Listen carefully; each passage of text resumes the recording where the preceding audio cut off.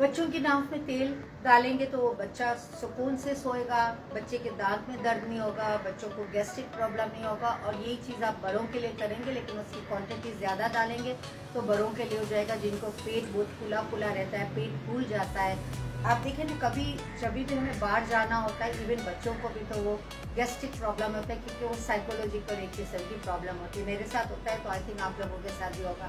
कहीं भी मुझे बाहर जाना होता है तो मेरी बॉडी फूल जाती है क्योंकि उस दिन मेरे को कुछ टेंशन हो रहा था। So it's for everybody. What we do कि रात को सोने से पहले नाक के अंदर तेल डाल के इसको डिपिंग करेंगे। तेल कैसा बनेगा पहले मैं आपको बता दूं। कैस्टर ऑयल आप लेंगे, लेकिन कैस्टर ऑयल बहुत ही वो होता है, सख्त होता है।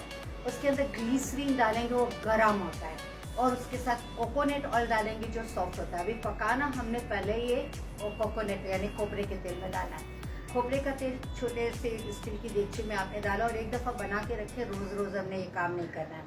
आपने उसके अंदर दालचीनी डाली, उसके अंदर आपने 2-4 लौंग डाली, 2-4 सौंफ थोड़ा सा डाल दिया, और सबसे बड़ी बात उसमें पुदीना डाला, और उसके अंदर 1 या 2 जवे लहसुन की और थोड़ा सा अदरक का टुकड़ा। खूब उसको पकने दे, और अगर हो सके तो एलोवेरा जो लुब्रिकेट करता है अंदर जाके। तो ये सब चीज़ों को धीमी आंच पर पकाएंगे, सब चीज़ें आहिस्ते आहिस्ते जल जाएं। तो उसको छाने, और उसके अंदर जब ये वार्म जैसा हो तब उसके अंदर कैस्टर ऑयल का 2-4 चम्मच डाल दें और 2-4 ग्लिसरीन के चम्मच डाल दें। तो वो अपने कंपोस्ट के साथ जब ये मिला लेंगे और आपको ड्रॉपर बनेंगे। जब आप पेट पे डालते हैं नाक के अंदर, तो अपने आप को फील करना है कि your body is feeling hot और कोल्ड।